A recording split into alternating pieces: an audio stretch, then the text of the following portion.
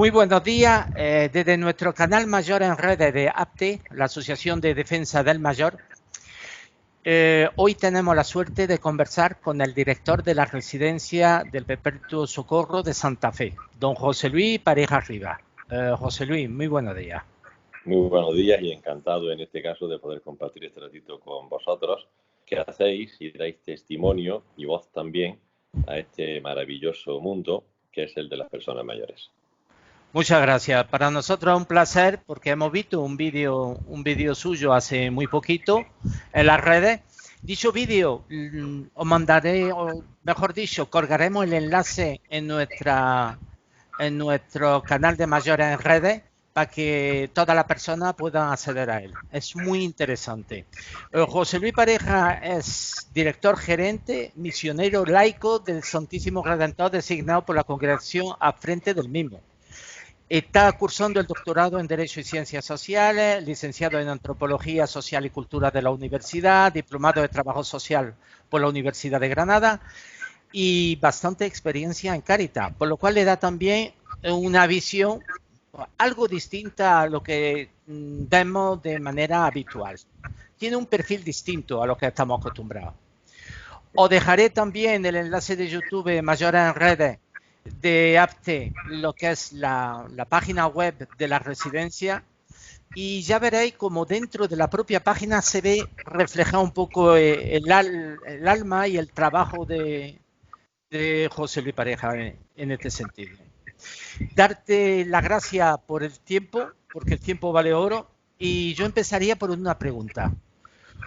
¿Cómo llega el señor Pareja al mundo de los mayores?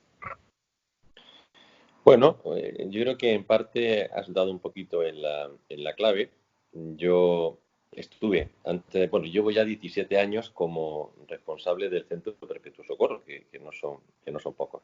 Pero es verdad que yo ya tuve esta aproximación en el trabajo que tuve la suerte y el orgullo de desempeñar en Cáritas Diocesana de Granada, en donde formaba parte de un departamento que tenía bajo su amparo a centros residenciales, entre ellos el Centro Oasis, que me imagino que todos conocéis, y también el Centro Polivalente de Mayores Santa Isabel de Huetortájar, ¿no?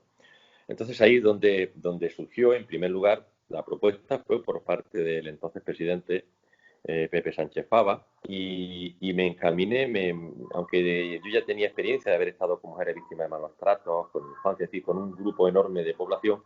Bueno, pues también aquí en este caso me gustó mucho especializarme en este campo, ¿no? Luego, es verdad que ya viene de tiempo la dedicación y la preocupación por las personas mayores. Perfecto. ¿Cuántos mayores tenéis ahora mismo en vuestro centro? Mira, nuestro centro tiene una capacidad de 146 plazas. Y bueno, ahora mismo no te puedo decir exactamente. Es decir, siempre, la verdad es que tenemos un índice de ocupación anual muy alto, que aproximadamente se encuentra en el 97% de ocupación. Vale. Pero bueno, la verdad es que es una pequeña, a veces lo definimos así, es como si fuera un pequeñito pueblo, un pueblo muy pequeñito, en donde confluye, pues fíjate, muchas personas mayores, pero también un nutrido grupo de trabajadores, porque es un número muy elevado. Y entonces aquello es eso, una especie de pequeña aldeíta en la cual pues convivimos todos los días. ¿Y cómo habéis salido parados con el tema del COVID? ¿Habéis tenido muchos casos? ¿Estás tranquilo? Sí, a ver, el tema del COVID es un tema muy interesante. Yo lo primero que quiero dejar claro es que no hay centros mejores ni peores por haber tenido casos positivos de trabajadores o de residentes con coronavirus. Créanme que esto ha sido en una gran medida, pues ha tenido que ver mucho con la mala suerte, ¿no? Es verdad que cuanto más medios pones, de alguna forma acotas la posibilidad que tienes de contagio, pero, insisto, en primer lugar quiero dejar muy claro y poner en valor toda la labor que han hecho o que han llevado a cabo todos los centros residenciales de Granada y provincia, que me consta y que la conozco muy bien. En nuestro caso, nosotros hemos salido muy bien parados. Tuvimos solamente un caso que en su momento dio mucho que hablar porque vino derivado de hospital. Estamos hablando del momento enorme de la pandemia y en este momento no se hacían las PCR correspondientes a la salida de los residentes.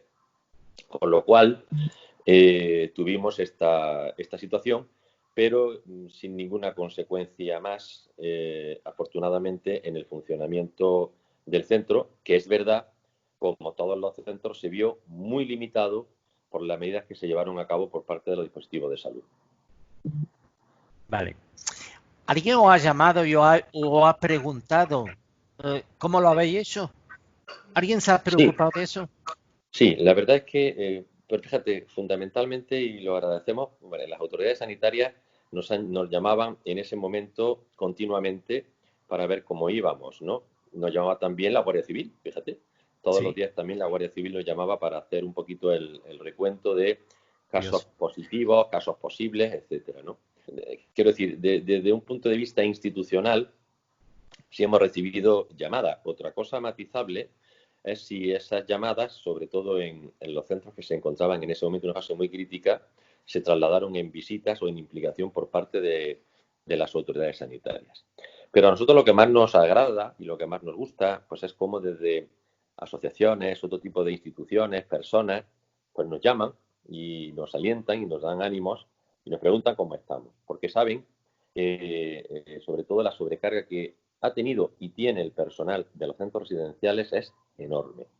Claro. Que nadie piense que estamos en fase de nueva normalidad, porque los centros residenciales prácticamente mantienen el mismo ritmo en cuanto a las medidas de asepsia, en cuanto a medidas preventivas, que cuando estábamos en plena crisis. Y esto es verdad que al personal, yo también quisiera hacer en este caso un hurra fuerte y un agradecimiento enorme a todo el personal de los centros residenciales, a todos, pues porque están manteniendo un nivel de tensión que lo están sobrellevando muy bien, pero que es muy complicado. Fíjense lo que es tener continuamente puestas las mascarillas sin prácticamente podérselas quitar de un turno a otro, ¿no? O fíjense lo que significa tener en cuenta que la atención que brindan a los residentes, pues también de alguna forma requiere tomar muchísimas precauciones y requiere una sobredosis de esfuerzo, no solo físico, sino también intelectual y emocional muy, muy, muy fuerte. Nosotros tenemos una socia, Miriam, que nos escribió una carta muy conmovedora en su momento y me dijo el otro día que tenía mucho interés en hacer una pregunta, que qué propuesta harían para garantizar la protección de los residentes frente al coronavirus y al mismo tiempo no privarles del contacto de su hijo y de su familia. Claro, es que este es el debate que, por un lado, mantenemos en los centros residenciales frente a la administración, ¿no? Nosotros consideramos que hay un aspecto fundamental, aunque ellos entienden que como la situación está ahora mismo controlada, no es necesaria, y es la realización de las pruebas PCR cuando se producen ingresos o retornos de residentes, o bien por nuevos ingresos, o bien por retorno de vacaciones o estancias familiares. Al igual que también, en este caso, nosotros ya no sé si decir que sugerimos, planteamos o exigimos que esas PCR también se haga al personal que se incorpora de sus vacaciones, ¿no? De sus vacaciones o nuevas incorporaciones también. ¿Por qué? Pues porque de todo es sabido la limitación que tienen en este caso los test rápidos frente a las pruebas PCR. Luego, eso es un primer punto. Claro. En segundo lugar, ¿cómo se puede hacer o cómo se puede conjugar que nuestros mayores, nuestras personas, los residentes en este caso, convivan o tengan un contacto con los familiares? Bueno, pues es que esto va a depender muchísimas veces de los propios centros y de la capacidad de los espacios que tengan los centros, porque créeme que los primeros que desean que esos encuentros se produzcan son los propios centros residenciales Claro. y los responsables de centros residenciales. Pero ¿qué es lo que pasa? Que también existe un miedo a que en un momento determinado pueda producirse un nuevo brote en un centro residencial. Y esto pues por dos razones. En primer lugar, porque es muy, como diría, es muy traumático que tengas que empezar a darte cuenta que puede pasar algo, sobre todo pensando en Claro. la propia vida de las personas Ujú. mayores, sin lugar a dudas, pero luego también porque ahí tienes detrás las autoridades sanitarias que muchísimas veces ejercen una labor más fiscalizadora que colaboradora. Entonces, existe un miedo también a que si pasa algo, se intente ver cómo se rastrea o el por qué se ha producido ese caso para ver si hay algún fallo que se ha producido. Fallos puede haberlos. Es decir, un trabajador puede transmitir el coronavirus a una persona mayor, por ejemplo, sin lugar a dudas. Pues porque hay momentos en los cuales, si estás aseando a una persona, si tiene un trastorno, un deterioro cognitivo, te puede dar un manotazo, te puede quitar la mascarilla. Cuando tú estás diciendo, Pepita, que te cae, es decir, puedes transmitir por vía aérea. Es decir, hay muchas razones y yo quiero que los familiares por eso valoren todavía más el enorme trabajo que conlleva o que llevan a cabo nuestro personal sociosanitario que trabaja en las centros residenciales. Cualquier personal. En el caso de los familiares, es verdad que hay que tener también muchísimo cuidado porque no siempre los familiares son conscientes del riesgo que ellos pueden conllevar cuando visitan a los residentes. Es comprensible. Tengo que abrazarlo, tengo que tocarlo, le llevo cosas y a veces es difícil, entre comillas, establecer la distancia necesaria que tiene que haber entre el hijo y la madre. No todos los centros pueden también dar cobertura a eso, porque eso requiere una vigilancia, pues porque si todos fuésemos pues como tenemos que ser, pues no haría falta esa supervisión. Claro. Nosotros en este centro en concreto tenemos abiertos, por supuesto, las visitas a nuestros residentes, pero eso conlleva que tengamos que hacer una dotación específica de personal, tanto de limpieza como personal técnico que supervise esas visitas. ¿Por qué? Pues porque, insisto, a veces los sentimientos afloran de una forma muy espontánea. Sí. Mira, cuando, por ejemplo, tienes una persona, que es lo que no entienden a veces nuestros dirigentes cuando hablan de la famosa videollamada y que utilicen las tablets para comunicarse con las personas mayores, ¿no? Esto demuestra un desconocimiento enorme por parte de ellos. Una persona con demencia ni ve, o mejor dicho, hay personas que ni ven bien ni escuchan bien, con lo cual ya empezamos a tener un problema en la limitación del uso de una tecnología. Pero es que luego, aparte, una persona que tiene un deterioro cognitivo moderado o grave probablemente no va a reconocer ni a su hijo ni a nadie de su entorno cercano. Con lo cual, a veces el lenguaje que se establece, y es fundamental, es el lenguaje del tocar, de la caricia. Claro. No sé quién es, pero me está acariciando y yo en esa caricia me relajo, ¿no? Quiero decir que no siempre es fácil y no siempre es posible el establecer formas estereotipadas de comunicación con las personas mayores. Entre otras cosas porque muchas veces la propia persona mayor incluso es que se bloquea. Nosotros hemos tenido casos de visitas en nuestro centro residencial en donde la propia persona que tiene un deterioro cognitivo de pronto no quiere ver a nadie o no quiere ver tampoco a esa hija, ¿no? Y ahora la hija se agobia y la hija se quita la mascarilla, pero mamá, si soy yo, pero mamá, ¿cómo no me reconoces? No, vamos a ver, hay que entender muy bien y hay que saber que una persona con demencia puede ser que en su cabeza haya olvidado quién eres y no te reconozca. De hecho, muchas veces ni se reconocen ellos mismos, las propias personas mayores. Pero hay que a veces quitar ese aspecto que a todos nos duele y nos pica, es verdad, cómo no me reconoces, cómo no sabes quién soy, y utilizar el lenguaje del cariño, de la caricia, el lenguaje de la mirada frente a frente. Eso es imprescindible en los centros residenciales con estas personas mayores. Y hay que intentar hacerlo. Pero es verdad que ahora mismo, pues como he comentado, por la cobertura que tienen muchos centros residenciales y por la espada de Damocles que pende en ellos mismos, pues por parte de las normativas correspondientes, entiendo que muchos centros tienen que blindarse, ¿no? Y tienen que a veces prohibirlo. Mira, existe en el mundo de la medicina una cosa muy curiosa. En la urgencia existen lo que se llaman protocolos defensivos. O sea, el médico de urgencia a veces busca lo que tiene, pero además intenta curarse en salud él mismo. Te va a mandar todas las pruebas del mundo para que no haya una denuncia y no tenga un problema mayor. Con el tema del COVID-19, o ha dejado a descubierto la necesidad ya de empezar a buscar vosotros también unos protocolos para cubriros. A ver, los centros residenciales ahora mismo, los protocolos que tienen para intentar cubrirse están o emanan, vamos a ver, la autoridad sanitaria marca lo que se denomina un programa, un plan de intervención en esta situación, en el cual hay escenarios diferentes. Si todos esos escenarios que se plantean dentro de lo que es ese plan de actuación los llevas a cabo, en el caso en el que tengas casos positivos, no te va a pasar nada. Vale. Pero ¿qué es lo que pasa? que no siempre lo que pone en ese programa o en la fase que se denomina de prevención o en el que es el plan de contingencia puro y duro, no siempre lo que se dice es extrapolable o es fácilmente conducible en un centro residencial para personas mayores en situación de dependencia. Ese es el problema. Es decir, el problema no está en que tengas un protocolo, el problema está, claro, fíjate, te voy a poner un ejemplo que en su momento pasó, ¿no? Con nosotros cuando hablaban las autoridades sanitarias, ¿no? Por ejemplo, decían que era muy importante que las personas mayores tuvieran todas puestas mascarillas, porque era una forma por las cuales ellas también se podrían cubrir o podrían, a su vez, no ser transmisores ante el personal. Cuestión absurda porque las personas mayores, si fueron transmisores, siempre fue porque alguien se lo pegó, no porque ellos por sí lo fueran. Bueno, pues en este caso, evidentemente, esa directriz me llegó, por ejemplo, a mí y yo, lógicamente, dije que no la pensaba llevar a cabo. ¿Por qué? Porque en el momento en el que tú a una persona mayor que no tiene capacidad cognitiva, capacidad cognitiva, es decir, tiene un periodo de deterioro cognitivo, mejor dicho. En ese momento, lo que para ti es una medida de protección, para esa persona no deja de ser un obstáculo, no deja de ser un elemento extraño.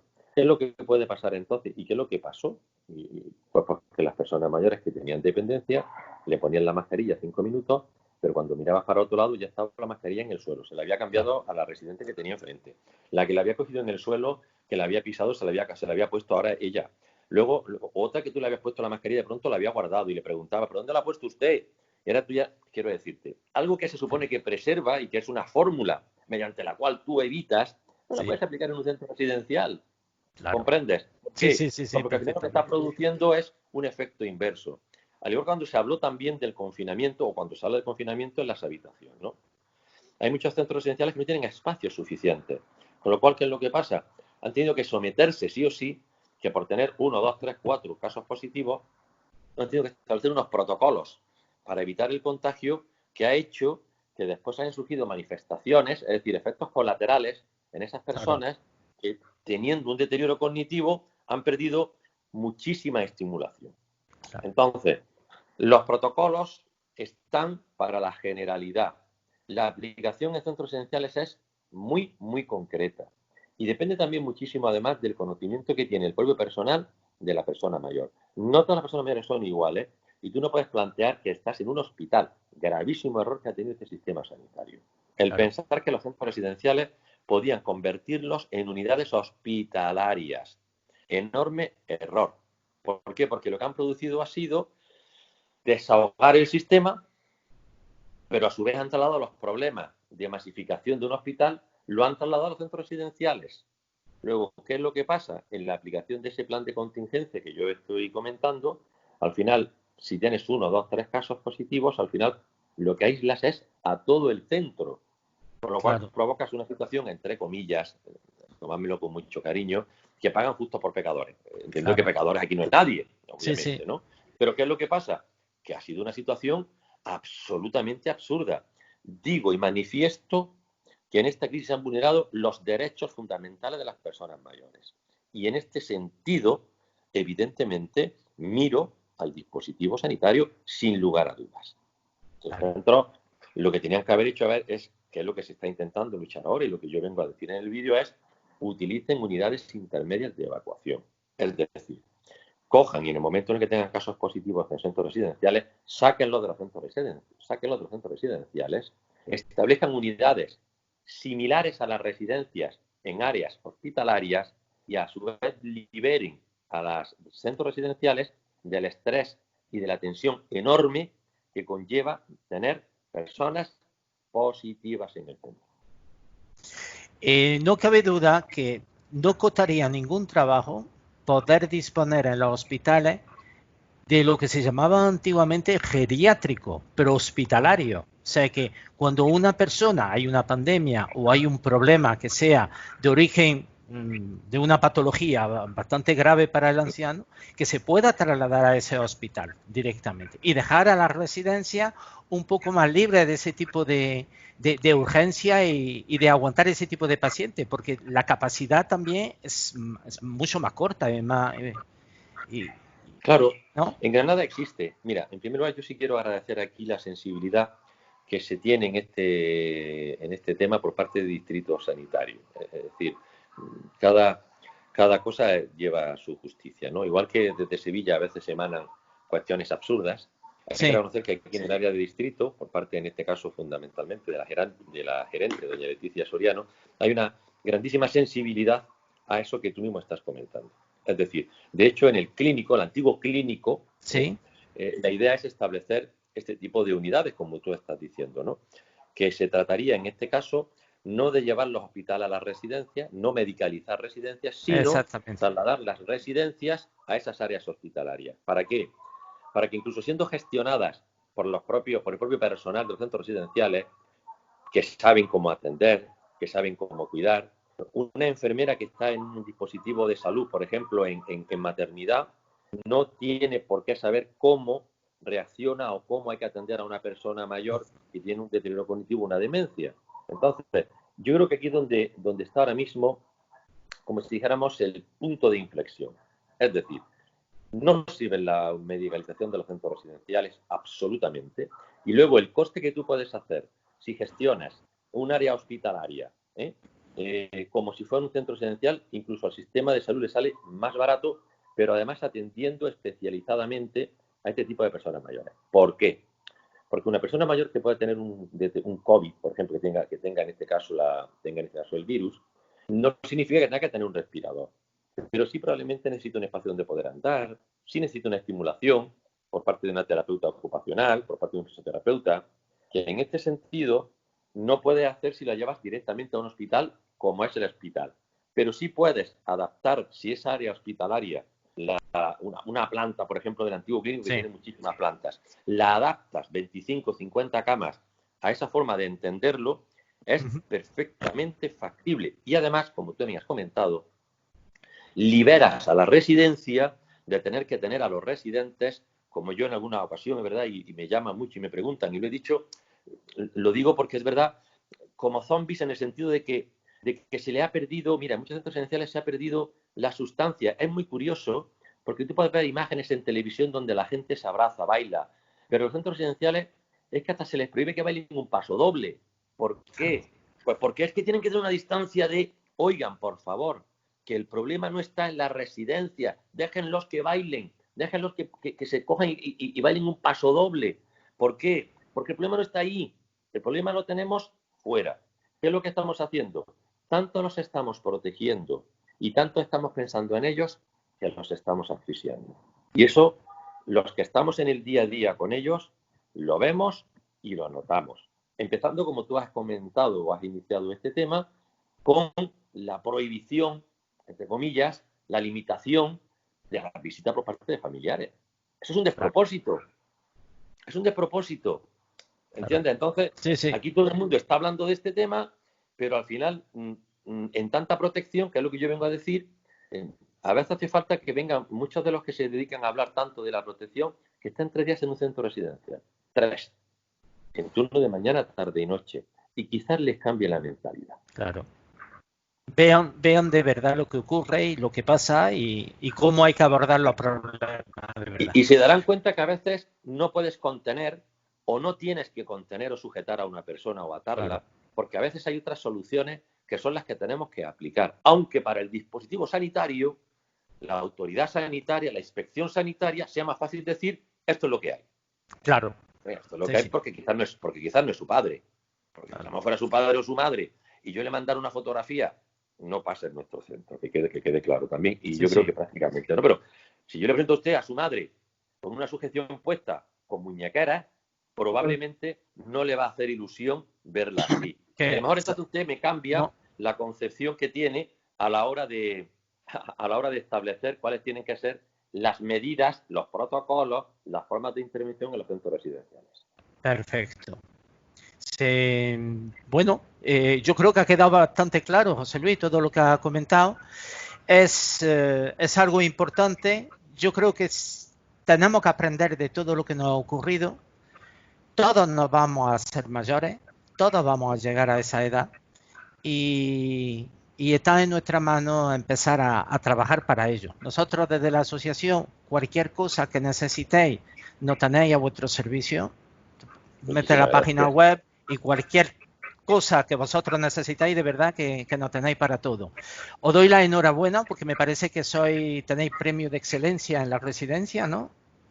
Bueno, la residencia tiene algunos galardones, pero en este caso lo que sí tenemos, y nos enorgullece mucho también decirlo, es que somos en la actualidad pues el único centro de España que tiene el reconocimiento de la Sociedad Española de Geriatría y Gerontología, que es una Ujú. sociedad científica y fuera de toda duda, puesto que se dedica especialmente y específicamente a las personas mayores, por parte en este caso de muchos componentes suyos que son geriatras.